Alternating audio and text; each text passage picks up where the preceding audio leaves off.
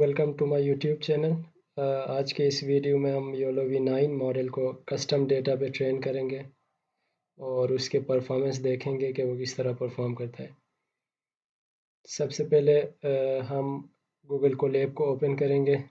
मैंने already open किया हुआ है क्योंकि मेरा अभी ट्रेनिंग चल रहा है मॉडल का। तो सबसे पहले हम अपने गूगल ड्राइव के साथ कनेक्शन बनाएंगे, जो कि बहुत ही ईजी है, drive.mount के थ्रू। और उसके बाद हम अपने फ़ोल्डर को मेंशन करेंगे, एक नया फ़ोल्डर बनाएंगे जिसके अंदर हम योलो V9 का जो रीपो है वो क्लोन करेंगे। तो मेरे पास ऑलरेडी फ़ोल्डर प्लेयर तक ये पड़ा था। मेरे पास ऑलरेडी, अगर मैं आप लोगों को दिखा दूँ, ये इस फ़ोल्डर के अंदर मैं एक नया फ़ोल्डर बना रहा हूँ योलो V9 के नाम से, और मैं अपनी डायरेक्टरी को चेंज कर रहा हूँ इसी फ़ोल्डर में। और इसके बाद मैं गिटहब रीपो क्लोन कर रहा हूँ योलो V9 का। और उसके बाद जो हमने करना होगा उसके रिक्वायरमेंट इंस्टॉल करने होंगे, क्योंकि जब हम जो भी मॉडल हम ट्रेन करेंगे उससे रिलेटेड उसके रिक्वायरमेंट होंगे। उसके रिक्वायरमेंट को हम क्या करेंगे, उसके अंदर जाके उन्होंने requirement.txt का फ़ोल्डर शेयर किया हुआ है, जिसकी मदद से हम क्या करेंगे, उनके जो भी रिक्वायरमेंट है वो इंस्टॉल करेंगे। और उसके बाद देखते हैं कि इस मॉडल का परफॉर्मेंस क्या आता है। प्री ट्रेन मॉडल को उठा के हम ट्राई करेंगे, एक सिंपल इमेज उसे देंगे और देखेंगे कि वो क्या क्या चीज़ डिटेक्ट कर लेता है। तो मैंने डाउनलोड कर दिया एक वेट योलो V9 e.pt को, और उसके बाद मैंने एक कस्टम इमेज दे दिया, जो कि मेरे ड्राइव में पड़ा था। और detect.py के थ्रू जब हमने ये कोड चलाएंगे तो इसके बाद क्या होगा, ये कह रहा है कि आपके रिज़ल्ट से हो गए रन, डिटेक्ट और एक्सपेरिमेंट 7 में। तो हम क्या करेंगे, उसके बाद उसको डिस्प्ले करेंगे कि क्या रिज़ल्ट आया हमारे पास। जब मैंने ये पिक्चर डिस्प्ले कर दिया तो इसने पर्सन को डिटेक्ट कर लिया, स्पोर्ट्स बॉल को डिटेक्ट कर लिया, और एम्पायर को भी उसने पर्सन डिटेक्ट कर लिया। दोनों सेम टीम के प्लेयर को, मतलब दोनों को पर्सन ही डिटेक्ट कर लिया, क्योंकि data already, model already train हुआ है हमारे पास कोको के डेटा पे, जिसमें 80 क्लासेस है हमारे पास। तो उसी मॉडल को यूज़ करके हमने एक सिंपल इमेज दिया और उससे इसने ये चीज़ें डिटेक्ट की। अब आते हैं कस्टम मॉडल ट्रेनिंग की जानिब, जो कि हम अपने डेटा पे ट्रेन करेंगे। तो सबसे पहले मैं आप जो डेटा हम यूज़ करने जा रहे हैं उसका मैं हायरार्की आपको बताता हूँ फ़ोल्डर का। हमारे पास डेटा सेट का फ़ोल्डर है, उसके अंदर हमारे पास ट्रेनिंग फ़ोल्डर है जिसके अंदर इमेजेस और लेबल एग्जिस्ट करते हैं।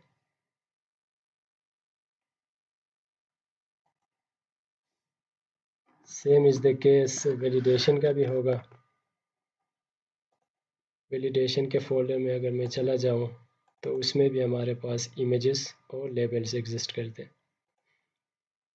तो मैंने क्या कर दिया, नॉर्मली ये होता है कि आप एक data.yaml फाइल बनाते हो जिसमें अपने पाथ और क्लासेस मेंशन करते हो और उसको अपने ड्राइव पे अपलोड कर देते हो। इसी नोटबुक में मैंने ये किया कि रन टाइम पे ही मैं एक YAML फाइल बना रहा हूँ, जिसमें मैं पाथ मेंशन करता हूँ।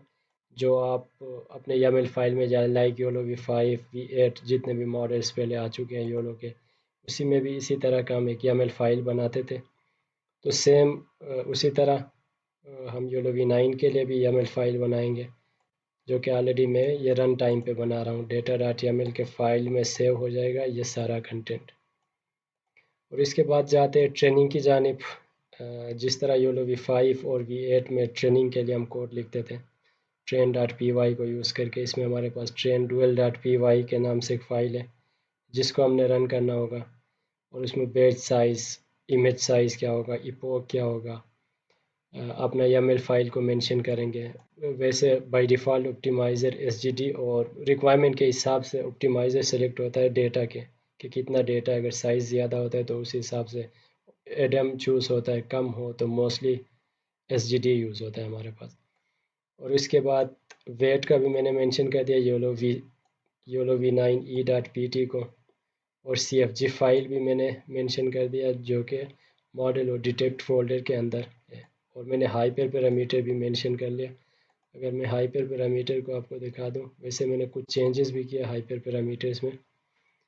लाइक लर्निंग रेट 0.01 होता है, इनिशियल जो लर्निंग रेट होता है, और बाकी HSV, VS और उसके भी कुछ वैल्यू होते हैं, ट्रांसलेशन, स्केलिंग वगैरह के। इन सब को मैंने ज़ीरो किया हुआ है अभी इस केस में। वो आपके रिक्वायरमेंट पे डिपेंड करता है, क्योंकि हाइपर पैरामीटर है, इसको आप अपनी मर्ज़ी से उसके वैल्यू चेंज करके रिज़ल्ट देख सकते हो, क्योंकि ये चीज़ रिज़ल्ट में काफ़ी चेंजेस लाता है। इनिशियली जब मैं इसी डेटा पे ट्रेन किया था इसी मॉडल को, कस्टम उस पे हाइपर पैरामीटर पे जो ऑलरेडी अवेलेबल जो हाइपर पैरामीटर थे बाय डिफ़ॉल्ट, इसके रिज़ल्ट बिल्कुल नहीं आए थे। फिर मैंने थोड़े चेंजेस कर दिए इस हाइपर पैरामीटर में, तो अभी देखते हैं कि क्या रिज़ल्ट आता है। इसके अभी 18% आए थे, 18 मैप स्कोर आया है, मैप 50 स्कोर, और 05 और 5 हमारे पास मैप 50 to 95 स्कोर है। जब इनिशियली मैं इसको ट्रेन कर रहा था, तो उसी टाइम हमारे पास रिज़ल्ट 5 इपोक के बाद ज़ीरो थे, और अभी हमारे पास इपोक 18 तक पहुंच गए। तो इसका मतलब ये हुआ कि हाइपर पैरामीटर बहुत इंपॉर्टेंट चीज़ है, बहुत इम्पोर्टेंट है इस केस में। जब आप कोई भी योलो का मॉडल ट्रेन करता है, आए आप V5 ट्रेन करते हो, या V8 या V7 या V9।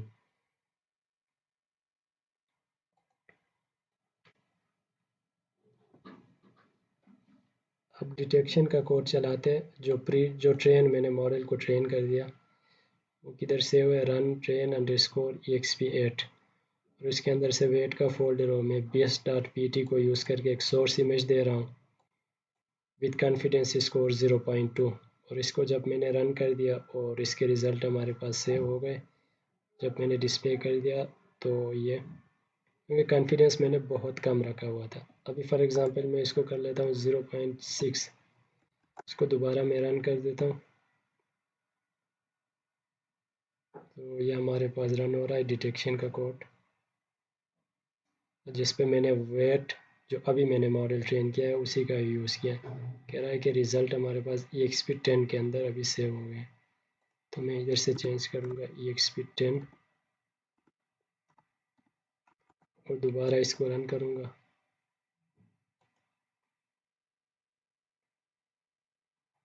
और ये मेरे पास डिस्प्ले हो गए।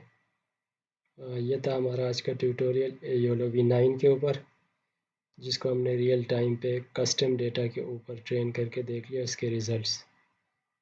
तो अगले ट्यूटोरियल में हम मिलते हैं किसी नई वीडियो के साथ।